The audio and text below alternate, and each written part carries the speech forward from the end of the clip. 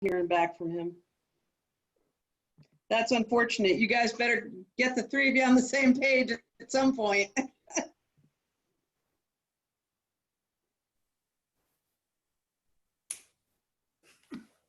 Okay, they're all coming in. I'm looking for Julie. He should have an, if his family's with him and his wife, he can just call on his wife's phone. There he is. So Christy will let him in. He's here. Okay. Is that the 206-788? Is that him? Yes. Yep, that's Charlie. And Julie's here. Excellent. Okay. Sorry about that. All right. Well, you're all here. So Yeah, I apologize, everybody. I could not get back into the Zoom room. I have two accounts, one through the school district and one through the university, and they were not cooperating. So I'm sorry to hold everybody up. Okay, welcome back. I would like to begin first off by saying how absolutely delighted we were to have 5 very talented, very dedicated women who applied for my seat. And it was a wonderful discussion that we had with the board about all of the strengths and qualities that these individuals would bring to our school district. And it is a decision that I said earlier, I'm really glad I don't have to make, because it's a tough one. So we will begin by calling the meeting to order. Do we have a motion to approve the action agenda items? Move to approve. Second? All those in favor say aye. Aye. Okay, motion is carried. So we'll go on to number 4, which is new board member action. And what we're going to be doing with this is I'm going to do a roll call vote, and I'm going to ask in order that the board members were seated when we had real-time meetings. And I'm going to ask them for their selection of candidates, the one that they would select, and if they want to speak to it, that's fine. If as soon as we get 3 votes for one candidate, then we will be selecting that person as our new board member. But again, folks, it is with a heavy heart that I leave, but I know that it's coming into some great hands, and we've had some fantastic interviews today, and I'm just delighted to see the pool of candidates. So Brooke, I'm going to start with you because you had that end seat. So who would be your selection for our new board member? My selection would be Marnie Jackson. Okay. Charlie? My selection would be Ann Johnson. Andrea? My selection would be Ann Johnson. And Damien?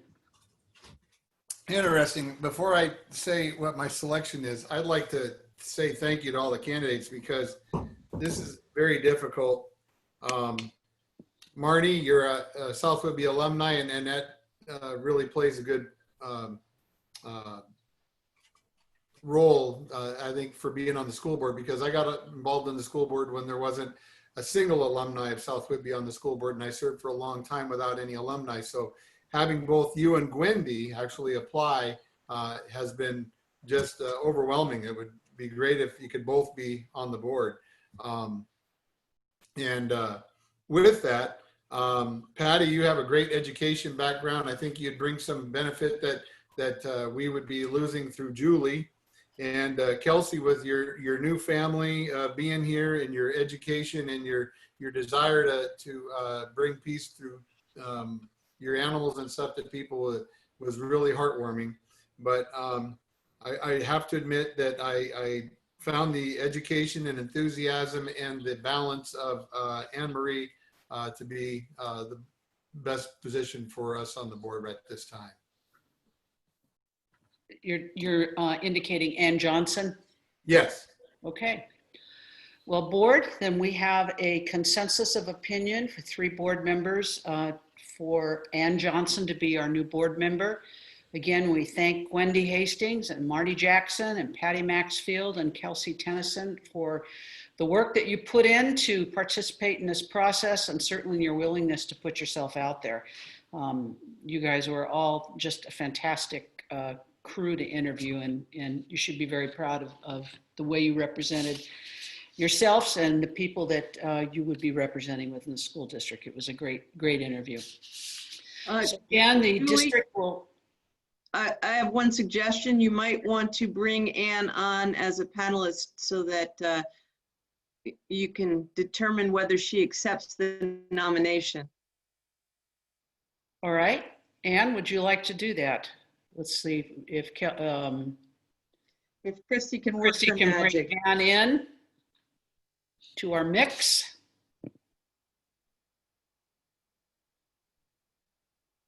And do we need an official vote of any sort? Well, you did it. That Okay. was your official vote. And then Just- Ann would be sworn in at the next meeting and take her seat at the next meeting. And there she is. So welcome, Ann. Thank you so much. Let's see. Welcome, congratulations, and I'm looking forward to working with you. There's Ann. Okay. All right. She has to accept first, guys. Ann, are you willing to accept the responsibility for board member? I do accept that responsibility. Thank you so much.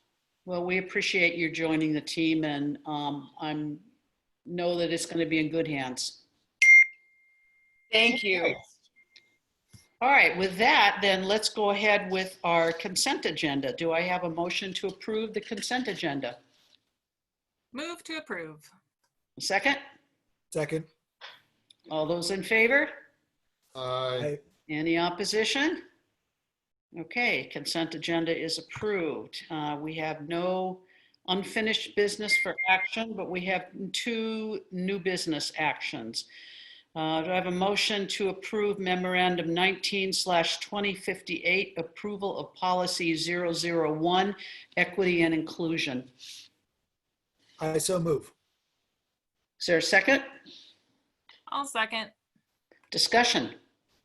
So I met with Erin Jones last week, and she is still reviewing to look at it for language and specifics, but we had a wonderful conversation. She had the night before presented and facilitated the Seattle School District school board meeting on equity policies, and specifically she talked about, which I thought was really interesting, the difference between what falls under policy, what falls under community, and what falls under procedure. And I'm mentioning this because as we were developing this policy, there were a lot of conversations about what falls under those 3 buckets. And so that board meeting is published to the public. So I would encourage board members to take a look at it. The other thing that she extended an offer to do, which I think is very tuned into our community, is for those who don't know Erin Jones, she is sorry for my dog. She is an African American person who was adopted by a white family, and the term that she used was interracial adoption. And she knows that South Whidbey also has a community that falls in through those identities, and she offered that if they would ever like to meet with her or to facilitate a conversation with her about just how those needs are different, that she would be happy to do so. Any further discussion? Thank you, Andrea. Mhm. All right, all those in favor for the equity and inclusion policy? Aye. Aye. Opposed? Well, motion is carried. All right, memorandum 19/20-59, approval of resolution number 656, reduction in program furloughs and layoffs. I'm going to ask Dr. Mocha to answer questions on that if any of them come up. Do we have a motion to approve first? Move to approve. Second? Second. Okay. Any questions, or Joe, would you like to address it in any way? Yeah, I'd like to, if I may, I'd like Yeah. to have you or Dan speak to how the recent developments in transportation budget will be affected by this, please. Thank you, and I'll turn to Dan. I want to just give you a little bit of background. It's really with a heavy heart that we're facing this situation. And we will give you more information after school actually starts. A couple of things are happening, but number one, we want to make sure that everyone knows that this is going to be felt deeply. We are in a situation where we're not bringing students back to school, so we won't be transporting very much. We are working on what we will need our paraeducators to do in terms of their service, whether it's in special education or general education. We know we won't be serving as many meals, so it will impact food service and so on. So what this resolution allows us to do is to make a plan for it. The board would actually approve those furloughs and layoffs at the next meeting. So Dan, I'm going to turn to you to really talk specifics about the finances and the personnel and so on. Sure. Yeah. So the question about transportation, the governor did come out with a proclamation today, and basically what it says is that we can use our transportation department for other than to and from transportation. The way the state law reads currently is that we can only use our buses to transport kids to and from school, and that's the only way we can use those transportation funds, because they are different from other funds. They're categorical. So that has a benefit, because basically what's happened with transportation is, for those that don't understand, is that transportation is based upon student ridership. So they calculate how many kids ride the bus 3 times during the year, the number of miles that we have on the island that we transfer our bus, the number of bus routes, et cetera. And they come up with a dollar amount, which is roughly $1 million for our district. And then they look at our previous year's expenditures and give us the lesser of the two. So the problem we were going to run into this year is that we're going to have our 1 ridership from the previous year that has kids and 2 that have no kids. So based on that, we're going to receive roughly 50% of what we normally would receive for transportation in the current year. But if we're not transporting kids, we can't apply any of our expenditures towards transportation. So what the governor's proclamation said today was that we can do that. We can use our transportation funds to deliver meals. We can use it to deliver packets to kids. And he listed several other things that are allowable as a use for us. And that has a benefit. It won't fully fund, and it won't change the amount that we're going to receive for the current year in our transportation. But what it does do, it helps us in the following year.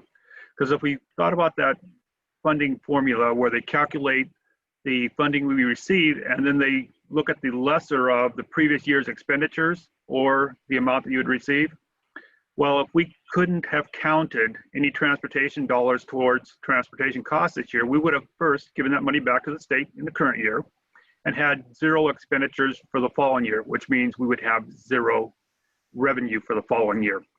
So short answer is what it really did was allow us to use the funding for purposes other than just to and from transportation, and then helped us to at least get a partial funding next year. And the hope is, and there's a lot of organizations working on it, that they're going to change that funding model before we get to next year, because we will potentially be back in school full-time, running our buses full-time with a smaller amount of transportation funding. So the other piece that I want to make sure we're clear on, the reason that this fall we're looking at furlough and layoff is because we are in a different situation than we were in the spring. In the spring, we had apportionment that was coming to us, and we were told very clearly by both OSPI and the governor that we were to make meaningful work for all of our staff, keep all of our staff, and pay them out through the end of the year. And we did that, and people stepped up and they did jobs outside of their area, and we really appreciate all the work that was done. That is not the situation that we're in now. The state has not made that promise. They are basing our funding, as they always have, on enrollment. We know that, for example, our kindergarten is at about 50%. We anticipated in the 80s in terms of FTE, and we're close to 40. So it's about half. We have students who have opted for online programming or homeschooling without us. So we anticipate an enrollment reduction, which we had warned the board about, and we talked about it, and we planned for it, but that reduction is hitting us now. Those students will not be here in all likelihood. We won't know for sure until we get in the next couple of weeks. At any rate, we don't have the ability to have people work in meaningful work that isn't work on behalf of students like we normally have, if that makes sense to you. The layoff versus furlough. Laying off is what you know it to be. You lay off staff, you lay them off in seniority order, reverse seniority order. They don't get paid by us, and they are able to collect unemployment. They would have to seek a job potentially, and they don't get their benefits. With a furlough, an individual may work less or not at all. Their benefits would be carried by the district. The district would pay essentially, the health insurance portion and all of that. So there'd be an expense to the district. They wouldn't be required to look for work, and they would be on call to us at a moment's notice. So if you imagine bus drivers, as we gear up and hopefully transport students to school, we know that we're going to need bus drivers. They're a highly trained group of employees that it would be difficult to replace, and so on. So Dan and I are working through that with the classified unions. This allows us to do that work and then come back to you with recommendations. Did I cover it all, Dan? How'd we do? I think you covered it quite well. And just so you know, we're looking at the planning as if we are in another phase and we are coming to school 4 days a week. It's just that the need is reduced. When you look at a 4-day model, first off, it's 4 days instead of 5. And then if we think about the distance model, we have families that are choosing for a year-long distance model. So those students will not be coming to campus. And then in our hybrid system, we are actually dividing students into 2 cohorts. So we're only bringing half the kids at a time. So what that basically does is equates to about a third or so of our normal population on campus at any one time as we move through the hybrid system. And that's where we're looking at our staffing and our planning for, is what do we need for that purpose? Okay, thank you, Dan and Joe. That was a very thoughtfully presented explanation. As you said, Joe, this is not done lightly, and it's a difficult thing to have to do, but it's what we need to do for this particular time period, and hopefully this won't be a permanent solution. So we have a motion and a second. Any more discussion? Brooke? I'd like to note that the Q&A function is online if people from the community have questions for the board about There this. is a question there. Do you want to respond to that? Why are you making the paraeducation staff wait till the 14th to sign contracts? There are trainings and meetings prior to that important for them to attend, but they cannot be required to attend if they do not have a contract with the district. This is my understanding. Please correct me if I'm wrong. We are asking people to attend the trainings that are necessary for their positions. That is true that we are not starting their contracts until the 14th. They will be paid for the trainings that they attend. we are asking people to do that, but the contracts won't begin until the 14th. We will also be looking to give people the appropriate notice, whether it's a layoff or furlough. Everybody will have their health insurance for the month of September. At this point, we're still working with the classified unions on impact. So that's where we are right now on that question. Okay. We are waiting until the 14th because we have no students until the 14th. That's why we're waiting. I think. All right, Brooke, thank you for catching that. I didn't see that down there. I think the other thing that I just want to add is that South Whidbey is not alone in this conversation, that districts across the state have unfortunately had to enter into this conversation and into this process because of the way that the legislature is not changing language around how we support kids through this. And the amount of students that are looking like not returning is going to significantly impact staffing in every district. Okay, any further discussion or comments from the board? All right, all those in favor? No. Aye. Opposed? The motion is carried. We have one more comment, Joe, from Janice Powell. And Janice knows the answers to this question because we've been working with Janice as she is the union president. We have been communicating. We've been communicating with the union and have indicated that this is happening. Individual folks are obviously concerned about their health insurance and about their livelihood, and we know that. And part of the reason we couldn't make decisions sooner is not part of the reason, the entire reason is about the status of the disease. Because in June, we thought we were returning to school face to face, and that was our plan. And then in July, the disease increased, and now it's waning again, and we have a reopening plan. And so things are not as smooth as people would hope for them to be. What we do recognize is that the hardest part of all of this is the ambiguity. And people want answers, and they want them sooner rather than later.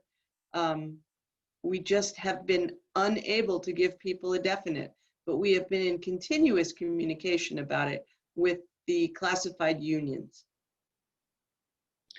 Okay, let's, motion is carried, obviously. Let's move on then to financial and enrollment reports.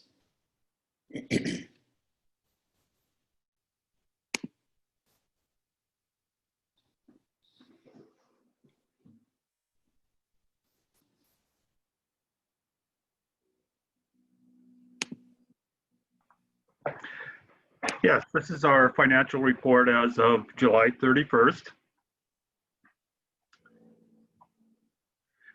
So we are in our 11th month of our fiscal year, which runs from September through August. That's 92% if we look at it at a time-wise, and our revenue is currently at about 92%, a little over $19 million. Also, you can see what our payment schedule looks like from OSPI, because that's where the majority of our money comes from. And you can see that in July was actually the largest percentage that we received throughout the year. So it's not an even 12-month payment from OSPI. They take into account the money we receive from our local levies in November and May, and that's why you see a 5% coming in those time months. So they've kind of offset that cash flow-wise for us. But it gives you an idea of when our funding comes. And then we have about 10% left, which we'll receive next month. So we have year to date about $225,797 more in revenue than we received in the previous year. It's still about the same percentage. Next, and if you have questions, be sure and stop me. Again, just other ways of looking at the same type of thing. The one on the top left is how close are we to 100% of our revenue collection. You can see it with our local taxes, which is our property taxes, and our local support non-tax, which is money generated by the schools. We're at about 100%. We still have about 10% more from our state and federal money, which comes through OSPI. And then the bottom one is just a comparison of where does our funds come from. The far left is the local property taxes. You can see that that has gone down over time, where the one in the middle is the state general purpose funding based on enrollment, and that dollar amount per student has gone up over the years. Next. On the expenditure side, our payroll at a little over 16.3 million is running at about 90%. So it's right in line where we are this time of the year. It's actually a little less than it normally would be, basically because of the closure and the lack of substitute costs. Our non-employee costs are substantially less than we would expect at this time of the year. We're only at about less than 70% for that. And again, it has a lot to do with, well, we're not spending money on supplies and things that we normally would do in a typical year. So totally, we have spent about $18.5 million. The graph in the center, again, tells you where our funds are going, and the red and the dark blue and the turquoise color, or the green, are all employee costs, where the purple and the turquoise are non-employee costs. You can see that the majority of our funding actually is with personnel. And that's why whenever there's a need for a reduction, that's the area it normally ends up in. Next. This is with encumbrances. So our payroll is about 97.2% with encumbered salaries, and should stay there because I don't expect too many substitute costs. We may have a few additional costs in maintenance or something like that during the summer, trying to get the school ready if there's things that need to be done. The center one, the MSOCs, the non-employee costs, supplies, services, and travel is down substantially. It's about 2.8 million. And totally, we're at about 20.5 million, or roughly 96% of our budgeted amount. So that is going to be helpful into moving next year as that increases our fund balance a little bit. Next. And this is our fund balance. You can see that it has taken a jump in July that is not normal, and that's a direct result of the closure of schools, the shutdowns of electricity, all the things that we did to try to reduce costs, some of the expenditures that we didn't incur that we had anticipated for. So it actually, as we move into the end of this year, it has increased our fund balance, which gives us a better start on the coming year. Because if you remember, we looked at our budget, we are using fund balance next year to offset the difference in revenue and expenditure. So this increases that fund balance moving in, which is going to be helpful for the coming year. Next. Our budget status report. This is actually the only report I'm required to give to you, so I want to make sure you see this one. So we had budgeted revenue about 21 million. We're about 19.3 million. Our expenditures were budgeted at about 21.5 million, and we're currently at about 18.5. And even with our encumbrances about $2 million, we're still going to be roughly $950,000 or so below our budgeted expenditures. Good part is that we had planned to use fund balance to offset the difference, because you see the expenditures were greater than the revenue. So the net effect is that our revenue is going to be greater than our expenditures. So, which is the goal that we always want to be in, but we haven't been able to do. So we're looking at, increasing the fund balance. We started at about 2.3 million, and we're currently at about 3 million. So you can see that difference that we have increased. So rather than decreasing fund balance, we were able to increase it as a result of the modality of what we've been doing for the last few months, which is going to be very beneficial as we move into the coming year. Next. We also have other funds to report. Capital project funds currently has about $1.5 million in there. We've expended about 1.3 million, collected about 2.2. There are projects that are happening and expenditures. So we expect to expend that down to about $800,000 as a carryover into the following year for those expenditures. Debt service, very little activity in there. We only have a couple payments a year. We've already expended all the funds there at $89,000. $88,000 was predominantly a transfer from capital projects fund. So we currently have about $1,600 in there to carry forward to next year. Student body fund has about $43,000 in there, and you can see that our expenditures have exceeded our revenue. So we're going to be doing a lot of work on that in the fall, especially when we get students back, and we can work with them on creating a budget that changes that projection for the following year so that we can increase their fund balance. And then transportation vehicle fund has about $64,000 in there. We'll receive another $147,000 in August. to go towards next year's purchase of school buses. And I think we are just about at the end unless somebody has some questions.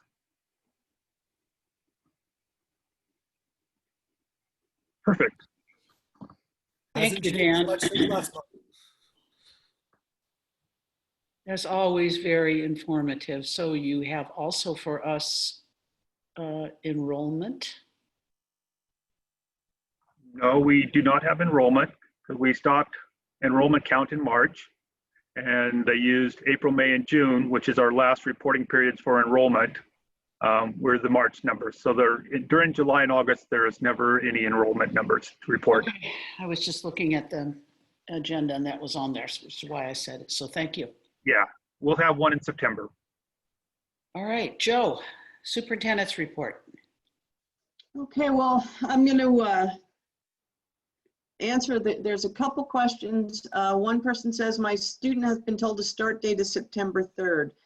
September 3rd, teachers will be in a soft start, which means they'll be reaching out individually to students, and there are student activities happening, and principals have sent out information to families. But our full start is September 14th. And then comment, other districts have already notified staff so they can look for other jobs and sign up for unemployment.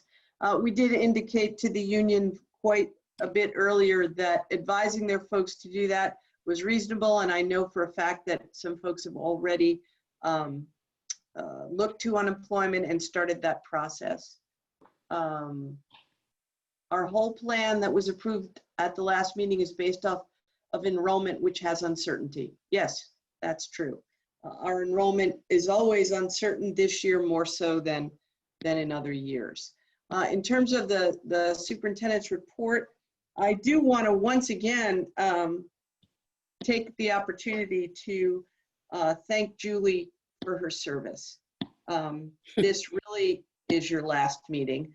And we do, you know, we just went through an interview process, and the board selected a person in Ann Johnson to take your place. But Julie, truly, you have been an asset to our district, and we really appreciate all the work that you've done, especially through these last 2 months when you really wanted to be completely finished. Any other updates?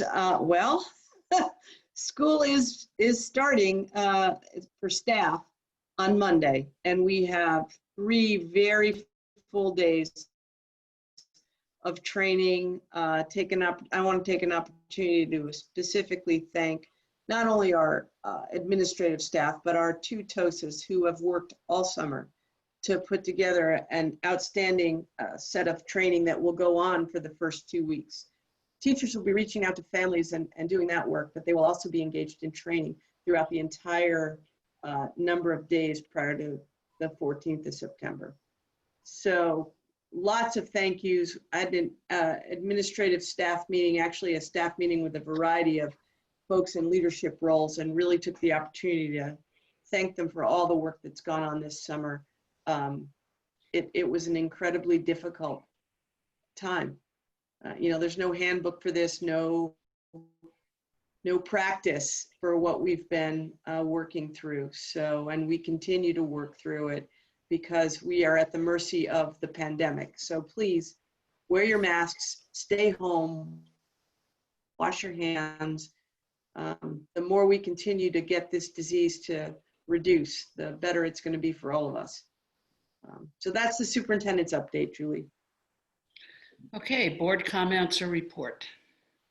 Yeah, just Dr. Mocha, really quick. I think that question that you just had regarding the enrollment in last month was really more, in my interpretation, based on the fact that we just went through the budget last month and we accepted a budget based on enrollment, but we also have to understand that enrollment is changing, so therefore our budget will too. And I think that is what they're trying to, maybe in my opinion, understand. If you want to elaborate any more on that. Well, yes. I mean, when we went into the budget season, Dan and I talked with the board about how our enrollment we were unsure. We have a normal process for determining enrollment, and Dan, in the 10 years I've watched him do this, has been basically spot on. But this year, again, we went in with understanding that it could be very different. And we still don't know, Damien. That's another piece of this. We have people who have indicated that they're going to go to other programs or not come to our program, and that could still change. So like any other year, when we get kids in seats, even if it's virtually, that's when we really know what our enrollment looks like, at least for that month. Right, and I guess I was just trying to elaborate that on the fact that our budget's going to change based on enrollment changing based on what the funding is that we receive. And we did have those conversations, and we talked about transportation and how that was going to affect us without having students on the bus. And we did go through all of this, and I'm just reiterating that, yeah, although we approved the budget last month, that was a proposed budget and we accepted that budget, but we're going to have to make changes now based on what happens with enrollment. Mm-hmm.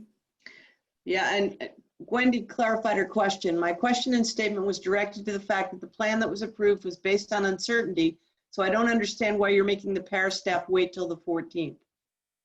I'm trying to explain it the best I can. The 14th, we are not making them wait. We actually gave everyone notice that this is likely going to occur. Their contracts don't start until the 14th.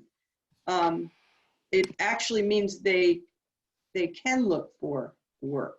So I'm not sure, Dan, if there's some way to explain it that makes it more clear. I'm happy for any help you can provide. And Christy, can you take the screen down, please, so we can see each other? Joe, if I can try and clarify a little bit, part of the code of conduct for school district employees is that they cannot enter into another contract while under contract with another school district. So if the paraeducators or classified staff were under a contract with the South Whidbey School District, that would prevent them from seeking and accepting other employment. Where if we leave them off of a contract until September 14th, when their work would actually start, then they are free to enter into other employment options should they choose.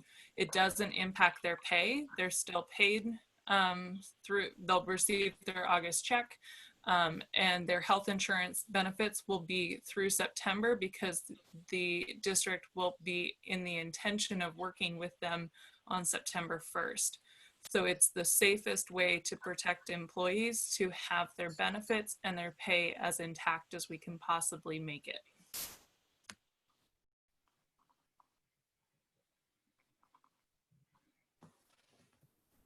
Yeah, and I think that's probably a very clear answer. Yeah, classified staff, unlike certificated staff, do not have continuing contracts. So technically, after the end of each school year, a classified person is not bound to the district. And our plan really is to let them know by the 1st of September, you know, what the plan really is for each individual, which really gives them a longer period of time. So we're not waiting to the 14th to tell them. 14th is just when we start having them work with kids. So to clarify, this is a question that came in. They'll have benefits in September, but no pay for the first 2 weeks. So they will have benefits for the month of September, and they will have pay for the work they do in September. If they work within those 2 weeks, if they're called into work, they will be time-sheeted for that work and will receive pay for that work. These are hourly employees who get paid for the hours they work. Any other board comments or board report? Yeah, I would just like to say then before we go, and this is your last meeting, Julie, I am very saddened. And I've enjoyed our time. Thank you, Damien, as have I. You're a good thinker. Huh?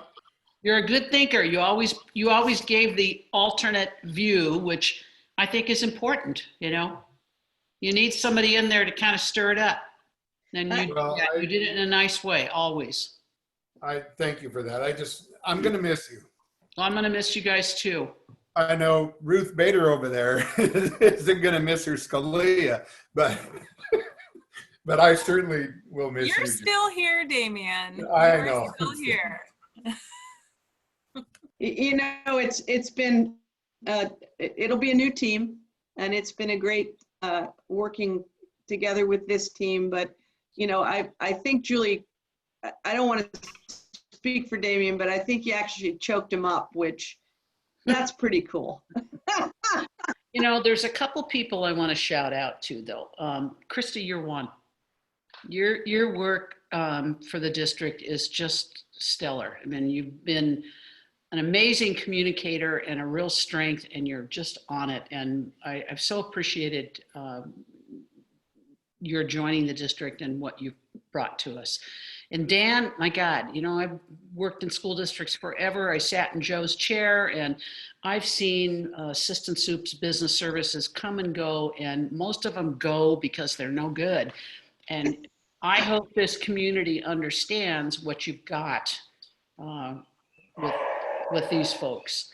And a couple of other shout outs. Certainly our principals have been a loyal, wonderful, visionary team that have really struggled with some of the tough situations that we've had to deal with, and particularly in the last couple of years. And they've done just a remarkable job. We've seen huge turnarounds. The dedication that I observed when I went into classrooms of all the instructional assistants, the classified folks, the bus drivers, the people that were serving food, just amazingly kind and dedicated people. Big shout out to our teachers. They're the rock. And as I've always said, South Whidbey is just this little gem of a school district. And folks, if you're sending your kids to private school, forget it. Save your money for college, put them in South Whidbey School District. They're going to get a really fine education because the best teachers are there. And finally, to shout out to, this is a little weird coming from a retired superintendent, and I don't know if she's still here, but shout out to Val Brown, not only as a TOSA, but also the leadership that you've given to the teachers in this school district as an advocate for them, but also somebody that's willing to come to the table and be fair and reasonable and reach compromise. And that is so appreciated. I have great respect for what's happened with South Whidbey Teachers Association, and the negotiations that have occurred in the last couple of years have been really powerful. So the garden program, I mean, the restorative circles, Chris Harshman, music, athletics, and top of my list is high academic excellence for the school district. It is amazing what our kids get with limited resources. So keep up the great work. I'm just a shout out down the road here. I'm off of Bayview. You guys need to talk. You need advice. I'm pretty free at giving it. Give a ring. I'm always here for you. It's been a real honor. Thank you very much. So Julie, we do have one more comment that I want to make sure I address. I wish classified staff were treated like they matter more. I can't tell you how many students only get through school because of the love and encouragement and dedication of the classified staff. Some of us work solely for the love of students. Please know that when you say just hourly employees, it sounds like we are so disposable and it hurts us. And that is the farthest from my intention as it could possibly be. The reference to hourly employees has to do with how folks are paid, not how much we value them. We value our classified staff. We value all of our staff. This is a very, very difficult situation. And I certainly meant to think only the best of all of our staff and not to have anyone feel insulted. It's very difficult to be in a situation where we have to lay off staff. So I just want to be clear about that. All right. Seeing that there are no other comments, I bid you adieu, and the meeting is adjourned. We can be Facebook friends now, Julie. Okay.